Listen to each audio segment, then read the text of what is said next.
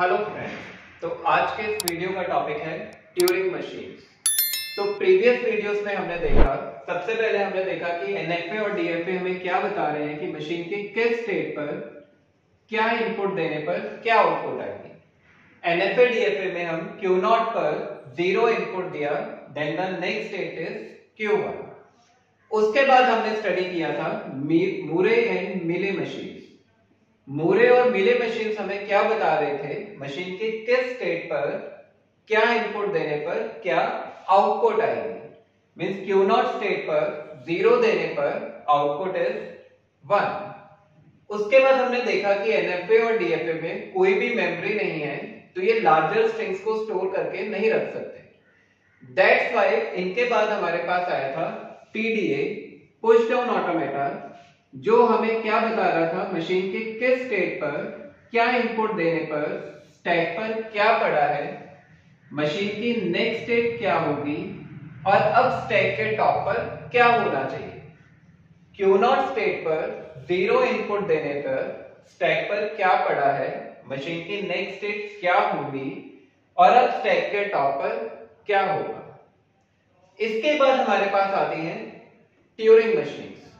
तो NFA DFA में क्या था, ये हमें स्टेट भी बता रही थी, हमें आउटपुट भी बता रही थी, लेकिन हमारे पास कोई मेमोरी नहीं थी। टीडीए में क्या हुआ, हमारे पास मेमोरी थी, लेकिन हमें नेक्स्ट स्टेट बता रहे थे, कोई आउटपुट जनरेट नहीं हो रही थी।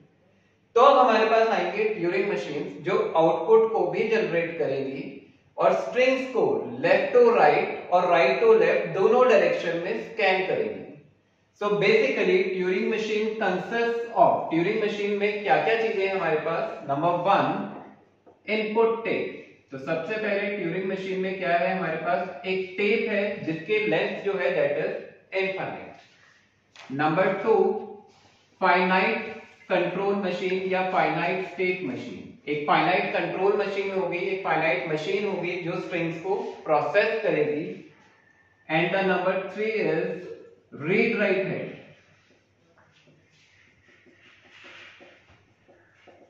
रीड राइट हेड क्या है, जो हमारे इनपुट को दोनों डायरेक्शंस में ट्रेवर्स करेगा, लेफ्ट टू राइट भी और राइट टू लेफ्ट भी। So in case of Turing machine क्या है, हमारे पास एक इनपुट टेप है जिसकी लेंथ जो है दैट इज इनफाइनाइट, एक रीड राइट हेड है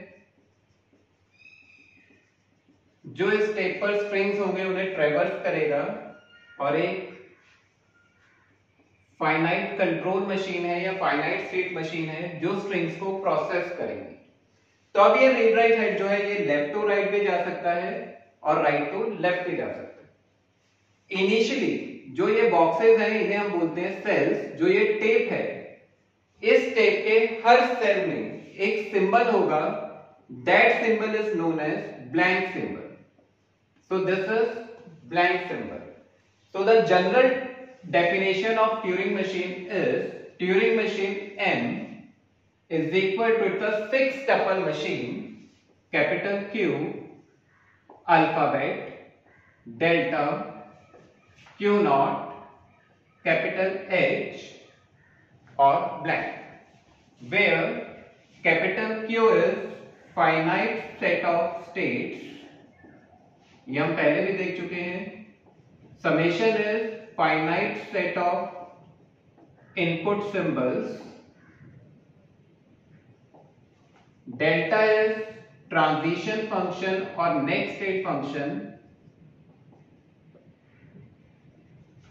Q0 is initial state, H। अभी तक हम बात कर रहे थे फाइनल स्टेट और एक्सेप्टिंग स्टेट की, जिसे हम रिप्रेजेंट कर रहे थे F से। ट्यूरिंग मशीन में हम फाइनल स्टेट को बोलते हैं halt state.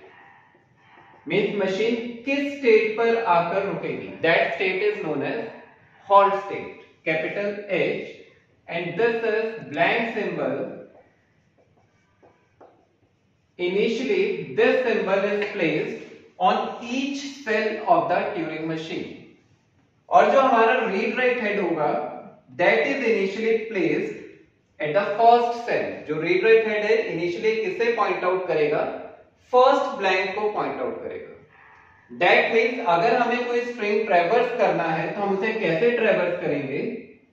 Leave first blank as it is, blank को एज इट इज रहने देंगे फर्स्ट वाले को। जिस स्ट्रिंग को भी हमें ट्रेवर्स करना है, लाइक हमें ट्रेवर्स करना है A B A double B, इस स्ट्रिंग को हम ट्रेवर्स करना चाहते हैं तो इस स्ट्रिंग को हम मशीन के इनपुट टैग पे लिखेंगे और उसके बाद क्या होंगे हमारे पास blank symbols. And read write head initially कहां होगा? That is at the first blank. तो इस इनपुट टैग पे जो इनपुट होगा वो कैसे लिखा जाएगा? Blank, then input string w, this is our input string, then blank.